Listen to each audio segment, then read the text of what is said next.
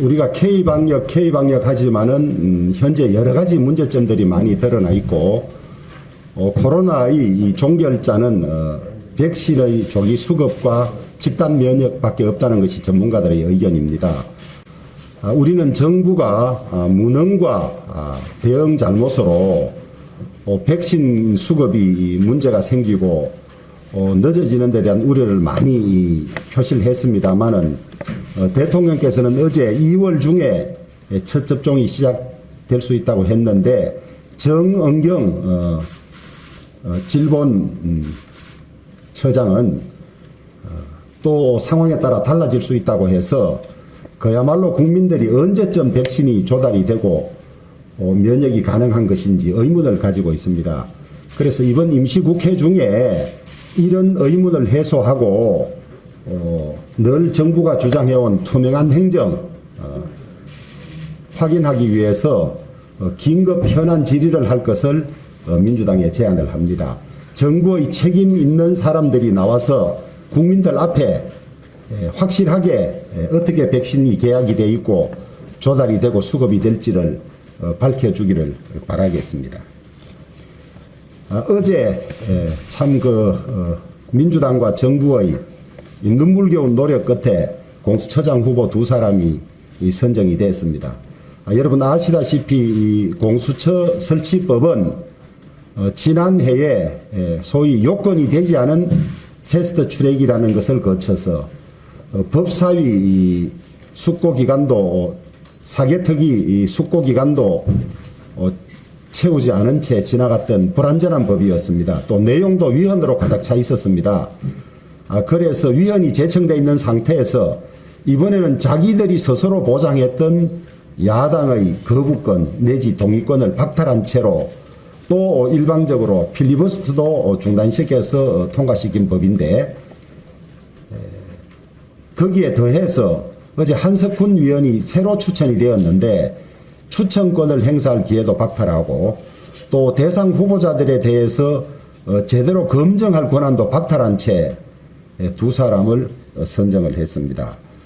특히 지난번 5표가 나왔던 전현정 후보는 어제는 한 표로 아예 줄어들었습니다. 그렇다면 없어진 4표는 미리 사전에 다 정부하고 민주당이 서로 말을 맞추어서 뜻을 맞추어서 옮겨간 걸로 밖에 볼 수가 없습니다.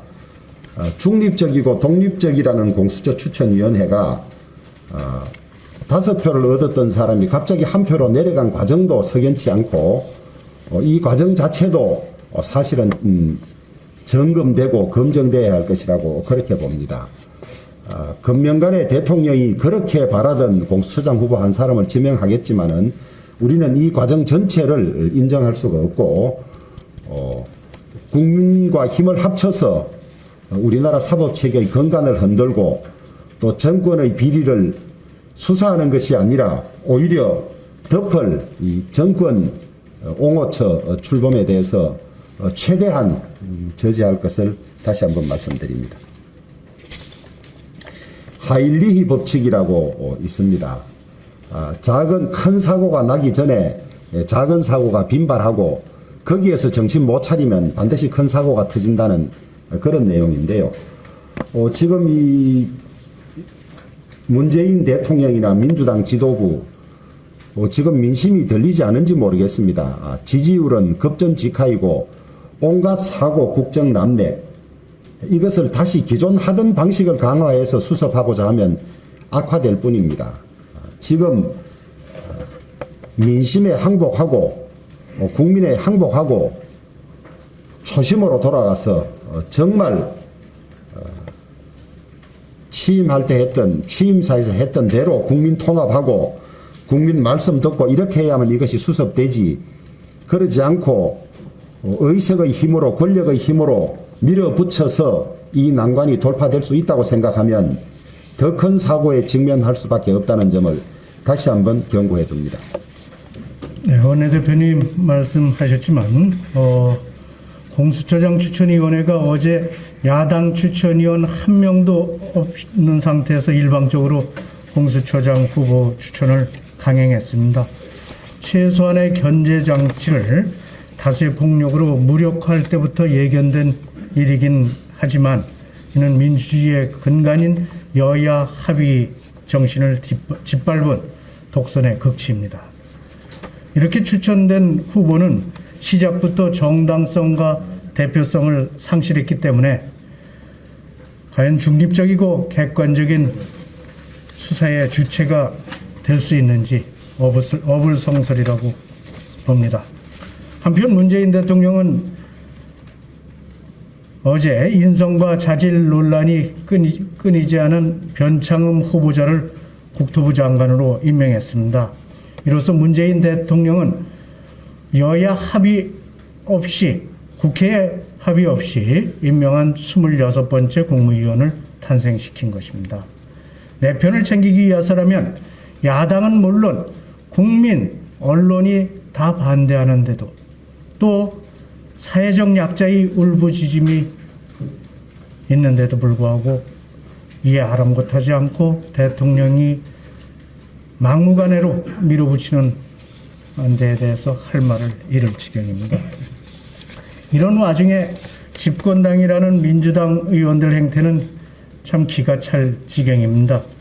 절대 다수 의석에 편승해서 검찰총장 탄핵을 운운하더니 또 어제는 집행정지 결정 신청이 본안 소송에 영향을 미치는 경우 집행정지 신청을 할 수 없도록 하는 이른바 윤석열 방지법까지 발의를 했습니다. 입법권 남용을 넘어서 법 위에 문재인 정권이 있다는 참 발상의 기가 찹니다. 지금 대한민국은 혼용 무도로 가고 있습니다. 문재인 정권의 잘못된 정치로 말미암아서 대한민국 전체가 어두움으로 뒤덮이고 있습니다. 야당을 무시한 독단, 민심을 거르는 폭주는 어떠한 정당성도 갖추지 못한 무효라는 점을 문재인 정권은 직시해야 할 것입니다. 아직도 문재인 정부는 백신에 대해서 국민이 불안한 이유를 이해하지 못하고 있습니다. 세계 40여 개국이 코로나19 백신의 연내 접종을 시작했는데도 우리는 여전히 백신을 구경조차 하지 못하고 있습니다. 정부 내부에서도 백신 접종 시기에 혼전을 거듭하다 보니까 국민의 불안 지수는 높아질 수밖에 없습니다. 그런데도 대통령은 백신 접종 지연 염려는 사실이 아니라면서 차질 없이 진행하고 있고 이미 충분한 백신을 확보했다고 주장을 하십니다. 아무리 생각해봐도 백신 선점에 실패한 대통령이 하실 수 있는 말씀은 아니라고 봅니다. 대통령은 이장패천, 손바닥으로 하늘을 가리는 수준을 넘어서서 뻔히 드러난 사실과 또 본인이 그동안 말씀하신 것까지 부정하고 있습니다. 청와대 내부회의에서 대통령은 지난주에 백신 확보 지연 문제를 지적하면서 참모진을 질책했던 보도가 쏟아진 바 있습니다. 또한 국무총리는 백신 의존도를 높일 생각을 하지 않은 측면이 있다면서 백신 확보를 위한 대응 전략 실패를 실토했습니다. 그에 앞서서 복지부는 서둘러 선구매를 계약하면 우를 범한다면서 백신 확보에 소극적인 자세를 보인 바 있습니다. 더욱이 대통령은 충분히 확보했다고 주장했지만 같은 날 질병관리청장은 불확실성이 상당수 있다고 밝혔습니다. 또 대통령은 그때 정보를 밝혔다고 말씀하셨는데 그때 정보를 들은 국민은 없습니다. 드러난 사실만 봐도 백신은 충분히 확보되지 않았고 그 과정도 온통 차질투성이라는 것이 팩트입니다. 그런데 이제 와서 염려가 사실이 아니라고 주장하면 그걸 국민들이 믿겠습니까? 백신의 정치화를 멈춰달래던 정부야말로 가장 정치적인 여론 선동으로 백신 확보 실패를 물타기하고 있습니다. 대통령은 지금 백신 확보가 급한 것이 아니라 백신 확보 실패에 따른 책임 면피에만 급급하신 것은 아닌지 묻고 싶습니다.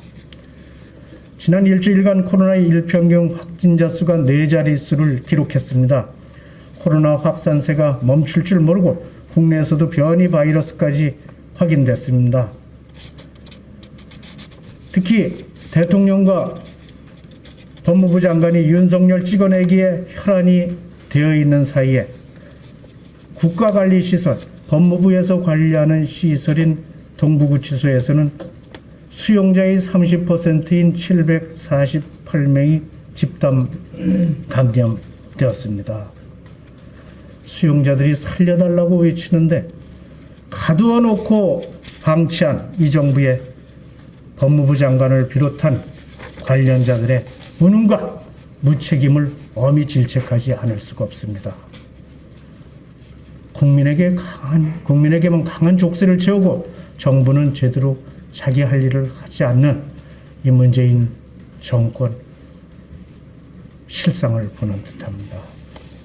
지금 국민들이 보고 듣고 싶은 것은 대통령의 백신 변명과 억지가 아니라 위기를 극복하기 위한 책임 있는 대통령으로서의 품격입니다. 대통령은 면피용 발언을 멈추시고 백신 구매를 진두지휘하는 책임 있는 리더십을 보여주시기 바랍니다.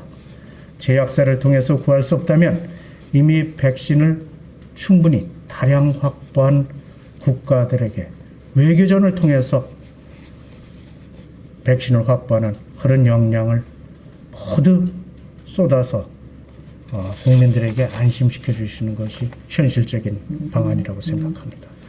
예, 문재인 정권에서 어제 26번째 국민 무시 5기 인사가 또다시 자행됐습니다.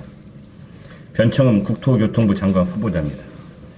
국민을 무시하고 노동자 폄하하고 부동산 투기는 물론 과태료 상습체나 장려 아빠 찬스 의혹의 의혹, 인성이 가장 큰 문재인, 이런 사람을 국토교통부 장관에 임명했습니다. 민주당 의원들의 해명이 더 가관입니다. 그렇게 나쁜 사람은 아니다, 이렇게 얘기를 하더라고요. 자, 그런데 그 절차도 방법도 어쩌면 이렇게 유치한지 모르겠습니다. 공수처법 처리 과정처럼 기립표결 방식이었습니다. 공수처법, 아시아문화전당특별법, 이번에 변창흠 이 사건까지 초등학교에서조차 하지 않는 기립표결 방식, 우리 태용호 의원님 전언에 따르면 북한에서도 하지 않는 기립표결 방식으로 이렇게 인사를 했다고 합니다. 문재인 정권과 민주당에 경고합니다. 국민의 인내심 테스트 그만하시기 바랍니다. 자, 문재인 정권의 이 권력 다툼에 저희 국민들이 새우가 됐습니다. 국민들 등만 터지고 있습니다. 문재인 정권과 민주당이 도끼자루 썩는 줄도 모르고 윤석열 검찰총장의 거취 문제로 연일 이 권력 싸움에 치여 있었던 동안 대한민국 전체가 파탄나기 일보 직전입니다. 국민의 K방역은 만점, 문재인 정권의 K방역은 빵점입니다. 앞서 원내대표님과 정치계장님께서 방역에 관해서 또 백신 수고에 대해서는 많은 말씀하셨습니다만은 저는 이제 다른 얘기 좀 하겠습니다. 최근까지 전국 29곳에서 AI가 발생하면서 지금까지 180개 농가에서 닭과 오리가 942만 마리나 살처분됐습니다. 이 농민들의 피눈물, 또 경제적 어려움은 물론이고 도시 근로자 생활에도 큰 문제가 제기될 수 있는 이러한 지경에까지 이르고 있습니다. 엎친 데 덮친 격으로 서민 경제도 끝없이 추락하고 있습니다. 이 문재인 정권의 반시장적인 이러한 정책에 코로나까지 겹치면서 저소득층에 대한 일자리가 급감하고 사회 빈곤층도 문재인 정권 들어서 55만 명이나 급증했습니다. 11월 기준으로 그냥 대졸 청년 백수 20만 명에 육박하고 있습니다. 1년 전보다 무려 40%나 늘어난 수치입니다. 그런데도 민생을 돌보기는커녕 여당은 검찰총장에 대한 탄핵 운운하면서 국민을 겁박하고 있고 청와대는 어떻게든 이 상황을 모면만 하려고 하고 있습니다. 국민보다 권력이 먼저라는 이런 말 아니겠습니까? 우리 국민의힘은 국민과 함께 국회에서 무도하고 이 무책임한 문재인 정권과 민주당의 잘못을 분명하게 지적하고 잘못된 점은 바로잡을 수 있도록 국회에서 끝까지 투쟁해 나가겠습니다. 이상입니다. 네, 문재인 대통령이 지난 7일 추미애 법무부 장관과 윤석열 검찰총장 갈등 국면에서 방역과 민생의 마음을 모아야 할 때 혼란스러운 전국으로 국민께 걱정을 끼쳐 매우 죄송하다고 했습니다. 방역의 마음을, 국민들 마음을 모아야 된다고 합니다. 이 마음을 모으자면은 국민들한테 진실을 밝혀서 국민들 마음이 모여지도록 해야 됩니다. 그런데도 어제 문 대통령은 수석보좌관 회의에서 이미 충분한 백신을 확보했다 이렇게 말씀하셨습니다만 질병관리청장은 곧바로 계약한 건 3,600만 명분으로 충분하지 않다고 얘기했고 또 그때 백신 구입 정보를 밝혔다고 했습니다만 국민들은 아무도 모르고 있습니다. 또 백신 지연은 사실이 아니다고 했습니다만 각국이 이미 백신 접종 시작한 것은 누구라도 다 알고 있습니다. 이렇게 거짓말해서 국민들 마음이 모여지겠습니까? 대통령 취임사가 거짓말로 점철되어 있는데 국민들이 깨닫기에 2, 3년 걸렸습니다만 한번 속아본 국민들 또 속이기는 이제 어려울 것입니다.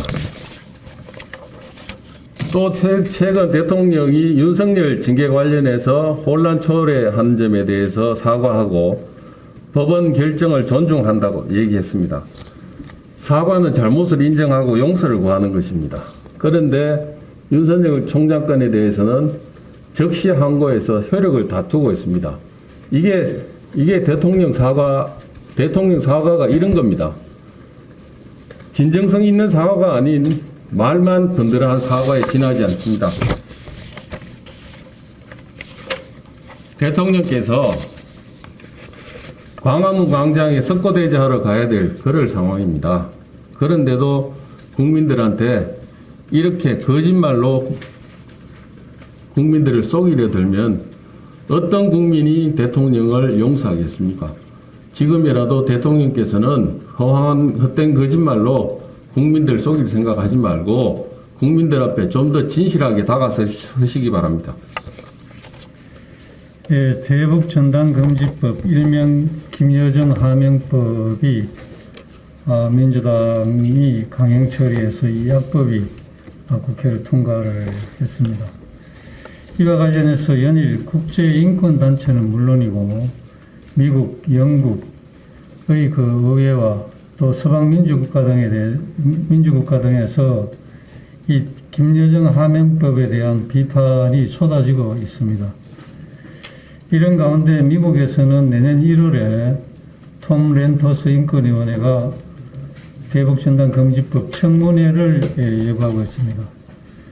그간 우리 대한민국이 쌓아온 인권 선진국으로서의 이미지가 지금 국제사회에서 추락하고 있고 국제적 망신을 초래하고 있습니다.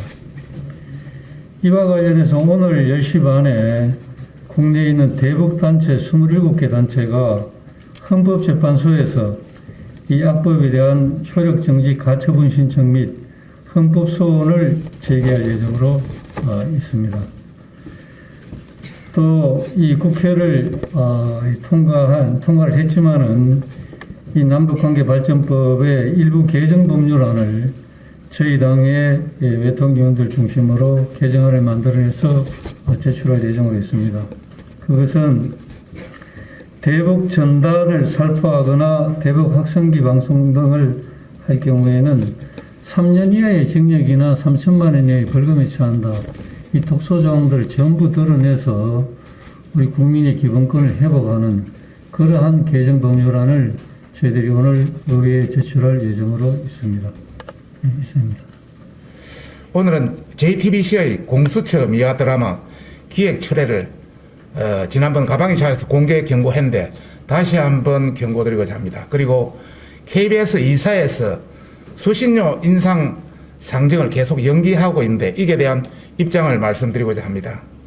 우선 첫 번째, 저희 국민의힘 가방위 위원들은 지난 24일 날 JTBC의 공수처 미화 드라마를 즉각 처리하고 정권 추종 방송이 되기를 고집한다면 특단의 조치를 취할 것이다. 이렇게 경고했습니다. 하늘론 보도에 의하면 JTBC는 정의를 위해 살아온 최초의 공수처장이 된 여성 인권 변호사를 다루는 드라마를 내년 1월 방영할 예정이라고 합니다. 그리고 JTBC는 이 드라마를 통해서 국민의 감성적인 영역에까지 공수처를 정의와 인권, 여성으로 포장해서 선동과 선전의 도구로 이용하려 한다. 이렇게 저희들은 내용을 입수하고 있습니다. 여러 가지 이야기가 있지만 다 생략하고요. 다시 한번 JTBC에 공개 경고합니다. JTBC는 문제가 된 프로그램의 기획을 즉각 철회해 주기 바랍니다. 그리고 두 번째는 JTBC가 향후 방송 편성과 보도에서 중립성을 훼손하고 계속 이런 용비어천가를 부러지으며 정권에 잘 보이려는 방송사가 되기를 고집한다면 저희들은 모든 법적 수단을 비롯한 특단의 조치를 취할 것을 다시 한번 경고하는 바입니다. 두 번째 현안은 내일 상정 예정이던 KBS 수신료 인상을 내년 초로 연기했다고 합니다.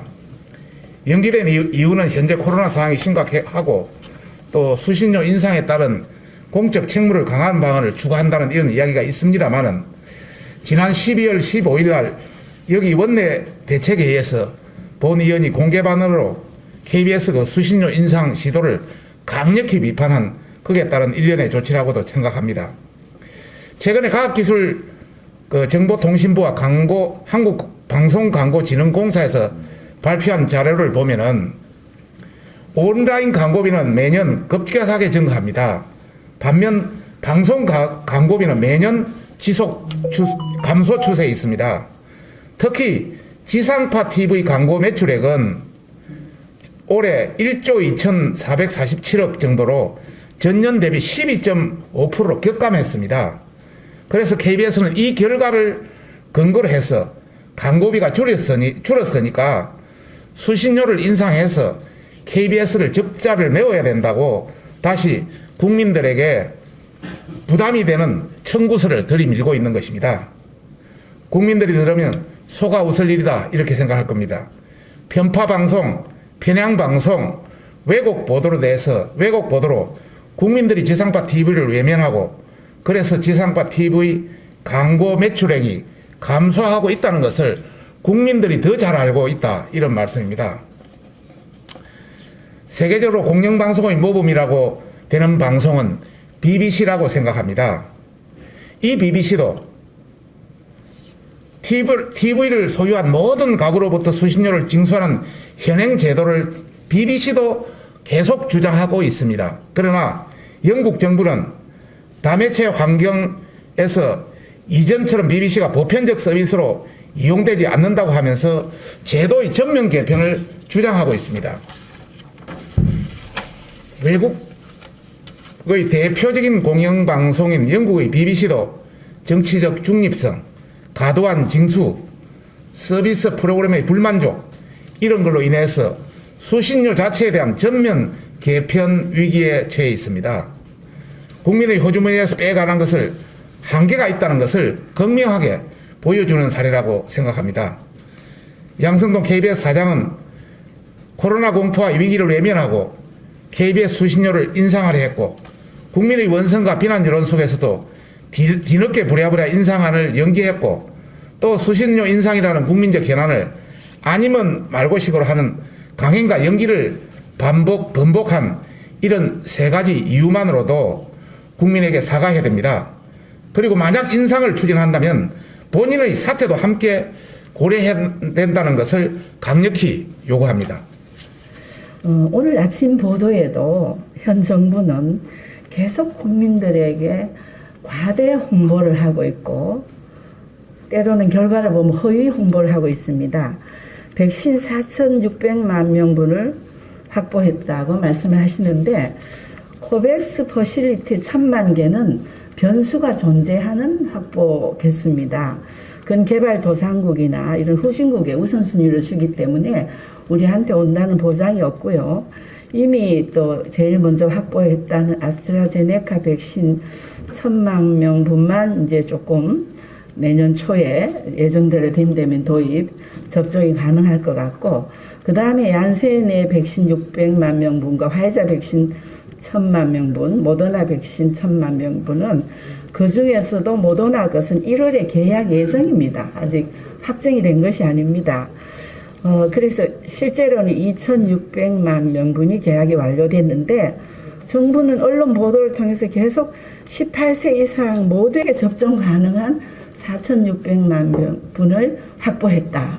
이렇게 항상 미리 이번 우리가 연 2월부터 겪은 코로나 사태에서 정부가 신중하지 못하고 책임지지 못하고 무능하면서 계속 거짓 홍보와 선수 홍보를 쳐서 국민들이 이제는 믿지 않습니다. 현장에서 너무나 그 사실이 다르기 때문에. 그래서 저희 보건복지위원회에서 야당 의원들이 계속 국회에 그 계약서를 비롯한 백신 TF 회의 자료, 회의록 등 관련 자료 전반에 대한 자료 제출 및 공개를 요구했지만 비밀 유지 협약이라는 이유로 계속 그걸 거부하고 있었습니다. 그래서 저희는 행여나 우리는 국민의 생명을 지키는 것이 우선이기 때문에 그 계약서 내용을 보고 정부를 공격하려고 하는 것이 아니라 국민들이 생명의 위협 때문에 너무 불안해하고 그동안 이 정부가 너무나 항상 과잉 홍보와 거짓이 많았기 때문에 저희 야당 의원들밖에 기댈 데가 없다 하면서 저희한테 전화 주시고 그래도 국회에 있고 보건복지위가 좀 더 알 거 아니냐 어떻게 돼가느냐 해서 저희가 나중에는 단서를 붙였습니다. 체결 단가는 알려주지 않아도 되니까 제발 수량이라도 계약한 거 좀 알자 해도 체결 단가가 뭐 이게 국제 이 백신 시장에서 들쑥날쑥 할 수 있답니다. 국가의 경쟁력이나 시기나 여러 가지 방법에 의해서 그렇게 해도 아직 저희가 못 받고 있는 실정이고요.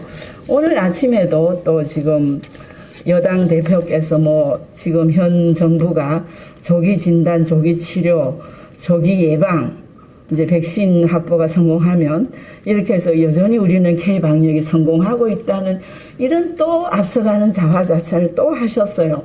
참 기가 막힙니다. 참 얼굴이 두꺼워도 보통 두꺼운 게 아닌 것 같고요. 또 하나 지금 걱정되는 것은 앞으로의 문제인데요. 백신 도입 TF 구성에 관한 겁니다. 현재 백신 도입 TF 구성원이 15명인데 13명이 공무원입니다. 이 정부의 눈치를 볼 수밖에 없는 민간 전문가 2명입니다. 근데 그 민간 전문가마저도 친정부 인사로 분류되는 사람들입니다. 그래서 그 중에 한 명은 심지어 우리가 이렇게까지 급한 게 아니기 때문에 백신의 안전성과 효능을 확인하는 어느 정도 여유가 필요하다는 입장을 나타내는 사람이고요. 또 한 분은 범부처 신약개발사업단장인데 과거에 이분이 기업에도 있었고 해서 또 형제 간 남매 간에 또 어떤 뭐 그런 또 그 여동생이 치매위원장을 했는데 사업체 연관으로 그런 또 전력이 있는 분들이라서 이 두 분조차도 객관성이나 전문성이나 독립성이 결여되어 있습니다. 그럼 우리가 앞으로 남은 기간 백신 도입을 좀 더 확고하게 하고 국민의 생명을 지키기 위한 물량을 확보하려면 지금이라도 민간 전문가를 좀 늘리고 전문가를 늘려서 국민의 생명을 꼭 지켜야 되겠다는 말씀드리고요. 질병관리청장에 대해서 네 말씀하겠습니다. 정은경 청장이 그동안 우리가 뉴스를 통해서도 보셨지만 항상 그 확진자 숫자나 발표하는 정도 그거 우리가 상식적으로 생각하면 그거는 그 부서의 팀장이 해도 된다 생각합니다. 그거보다는 좀 더 원인요법적으로 모집단을 발굴해서 예방하는 쪽으로 이렇게 해야 되는데 그런 부분이 우리가 21대 국회에 들어와서 질병관리청으로 승격까지 해줬는데도 재구시를 못한다는 그런 아쉬운 마음이 듭니다. 이상입니다. 네. 정부가 지난 17일 기습 발표한 전기요금 체계 개편안에 대해서 말씀드리겠습니다. 주요 내용은 분기마다 연료비 변동분을 주기적으로 전기요금에 반영하고 온실가스, 배출권, 거래 비용 등 기후 환경요금을 별도로 부과하겠다는 내용입니다.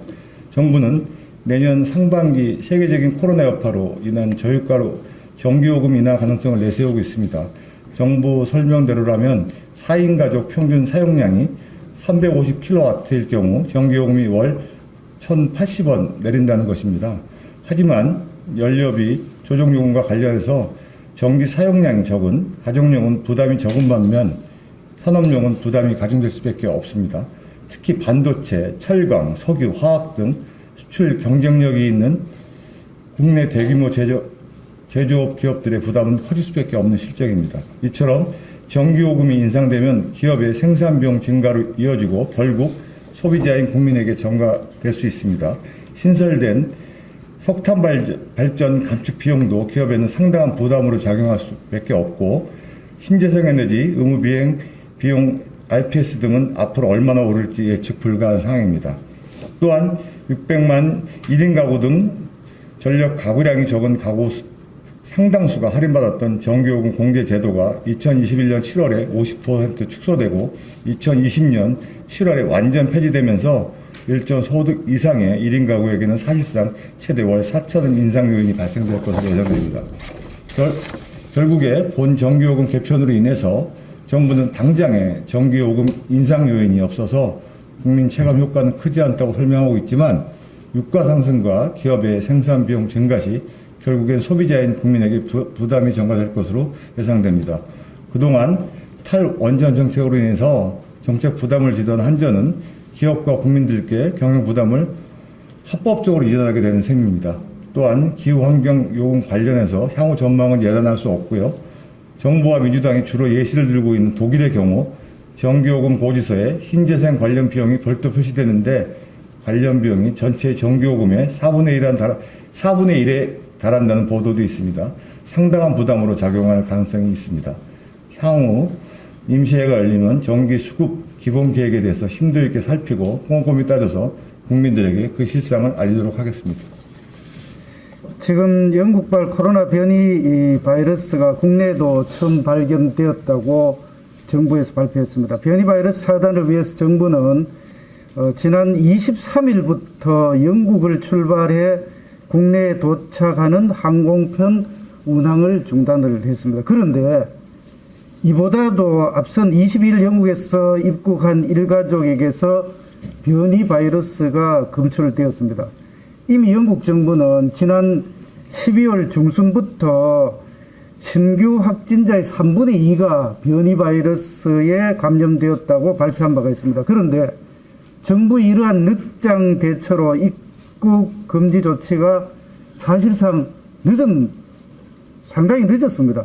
정부는 코로나가 급속하게 확산되던 지난 2월 3월에도 중국발 입국자를 차단하지 않아서 대유행을 초래했던 그런 기억이 있습니다. 이런 실패를 국민들은 기억하고 있고 다시는 이런 우려를 반복해서는 안 될 그런 상황입니다.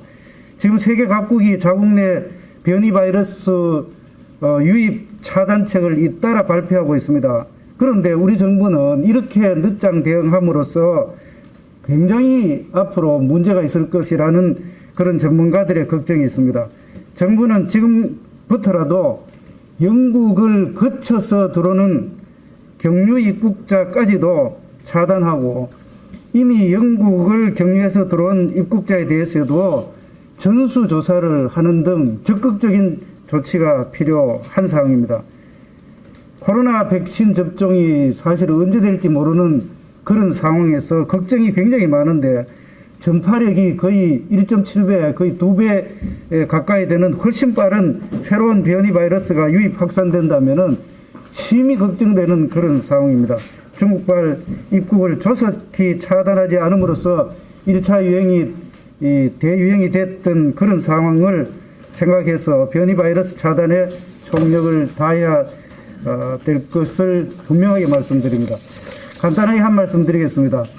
지난 2월 대구와 경북에서 코로나19 확진자가 급증했을 때에 전국에서 많은 의료진들과 또 구호 물품을 제공해서 대구의 병상 부족 문제를 상당히 많이 해결하고 큰 도움을 주기도 했습니다. 지금 코로나 확진자가 최근 평균 1000여 명을 웃돌고 있는 그런 상황에서 특히 수도권 확진자가 급증하고 있습니다. 의료 진과 또 병실이 부족함으로써 많은 어려움을 겪고 있는 그런 상황입니다.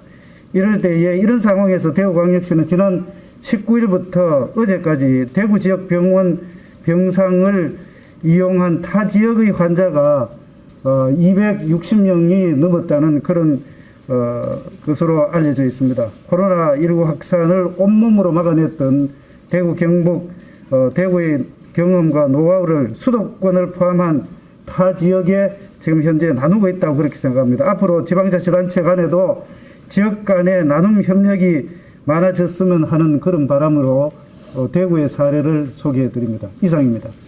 코로나 방역과 백신 수급 상황에 관한 투명성을 높이고 국민들의 불안을 해소하기 위해서 정부의 준비와 대책에 관한 사항을 점검하기 위해서 국회 긴급 현안 질의를 요구합니다. 남은 1월 8일까지 의사일정 협의 중에서 민주당과 협의해서 꼭 긴급 현안 질의가 이루어질 수 있도록 하겠습니다.